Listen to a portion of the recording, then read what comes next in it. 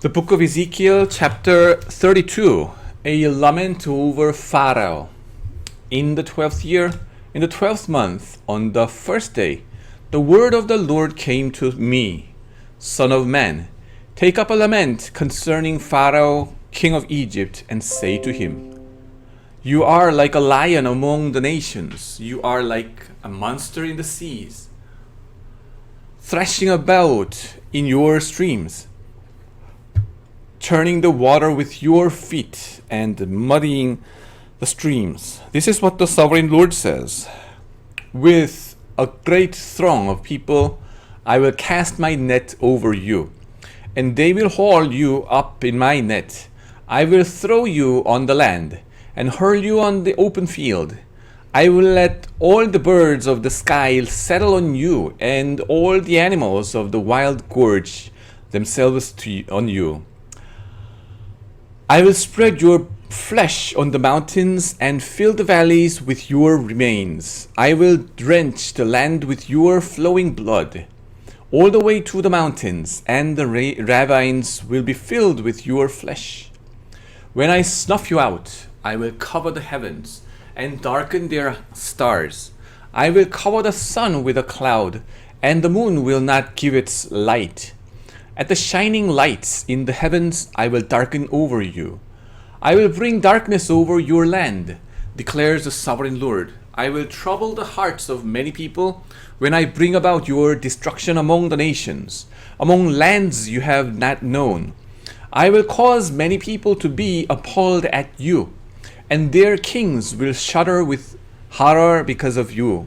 When I brandish my sword before them, on the day of your downfall, each of them will tremble, every moment for his life. For this is what the sovereign Lord says.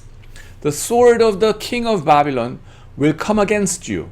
I will cause your hordes to fall by the sword of mighty men.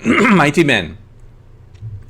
The most ruthless of all nations, they will shatter the pride of Egypt, and all her hordes will be overthrown. I will destroy all her cattle from beside abundant waters. No longer will be stirred by the foot of men, or muddied by the hooves of cattle. Then I will let her waters settle, and make her streams flow like oil, declares the sovereign Lord. When I make Egypt desolate, and strip the land of everything in it, when I strike down all who live there, then they will know that I am the Lord. This is the lament they will chant for her. The daughters of the nations will chant it. For Egypt and all her hordes, they will chant it, declares the sovereign Lord. Egypt's descendant into the realm of the dead. In the 12th year, on the 15th day of the month, the word of the Lord came to me. Son of man, wail for the hordes of Egypt, and consign to the earth below both her and the daughters of mighty nations, along with those who go down to the pit. Say to them, Are you more favored than others? Go down and be laid among the uncircumcised. They will fall among those killed by the sword. The sword is drawn. Let her be dragged off with all her hordes. From within the realm of the dead, the mighty leaders will say of Egypt and her allies, They have come down, and they lie with the uncircumcised, with those killed by the sword. Assyria is there with her whole army. She is surrounded by the graves of all her slain, all who have fallen by the sword. Their graves are in the depths of the pit, and her army lies around her grave. All who had spread terror in the land of the living are slain, fallen by the sword. Elam is there, with all her hordes around her grave. All of them are slain, fallen by the sword. All who had spread terror in the land of the living went down uncircumcised to the earth below. They bear the shame with those who go down to the pit. A bed is made for her among the slain, with all her hordes around her grave. All of them are uncircumcised.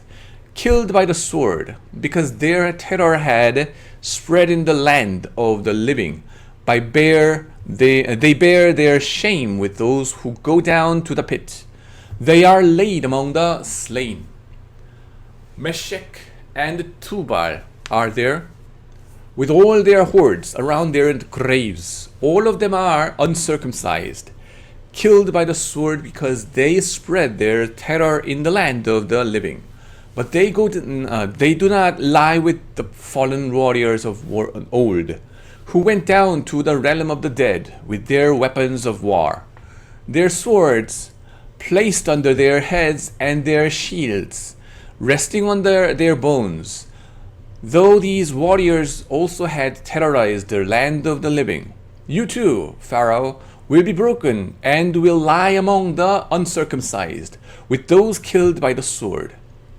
Edom is there, her kings and all her princes.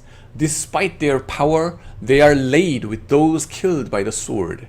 They lie with the uncircumcised, with those who go down to the pit. All the princes are the north, and all the Sidonians are there. They went down with the slain in disgrace, despite the terror caused by their power. They lie uncircumcised with those killed by the sword, and bear their shame with those who go down to the pit. Pharaoh and all his army will see them, and he will be consoled for all his hordes that were killed by the sword, declares the sovereign Lord. Although I had him spread terror in the land of the living, Pharaoh and all his hordes will be laid among the uncircumcised with those killed by the sword, declares the sovereign Lord. Chapter 33. Renewal of Ezekiel's call as watchman. The word of the Lord came to me, Son of man, speak to your people and say to them, when I bring the sword against the land, and the people of the land choose one of their men and make him their watchman, and he sees the sword coming against the land and blows the trumpet to warn the people, then if anyone hears the trumpet but does not heed the warning, and the sword comes and takes their life, their blood will be on their own head. Since they heard the sound of the trumpet but did not heed the warning, their blood will be on their own head.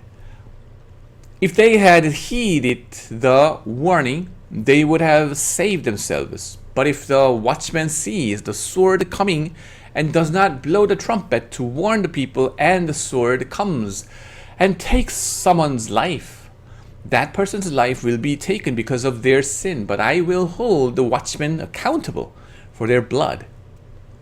Son of man, I have made you a watchman for the people of Israel. So hear the word I speak and give them warning from me. When I say to the wicked, you wicked person, you will surely die, and you do not speak out to dissuade them from their ways, that wicked person will die for their sin, and I will hold you accountable for their blood. But if you do warn the wicked person to turn from their ways, and they do not do so, they will die for their sin, though yourself will be saved. Son of man, say to the Israelites, this is what you are saying. Our offenses and sins weigh us down, and we are wasting away because of them. How then can we live? Say to them, as surely as I live, declares the sovereign Lord, I take no pleasure in the death of the wicked, but rather that they turn from their ways and live. Turn from your evil ways. Why will you die, people of Israel? Therefore, Son of man, say to your people, if someone who is righteous disobeys, that person's former righteousness will count for nothing. And if someone who is wicked repents, that person's former wickedness will not bring condemnation. The righteous person who sins will not be allowed to live even though they were formerly righteous. If I tell a righteous person that they will surely live, but then they trust in their righteousness and do evil. None of the righteous things that person has done will be remembered. They will die for their evil they have done. And if I say to a wicked person, you will surely die, but they then turn away from their sin and do what is just and right. If they give back what they took in pledge for a loan, return what they have stolen, follow the decrees that give life and do no evil, that person will surely live.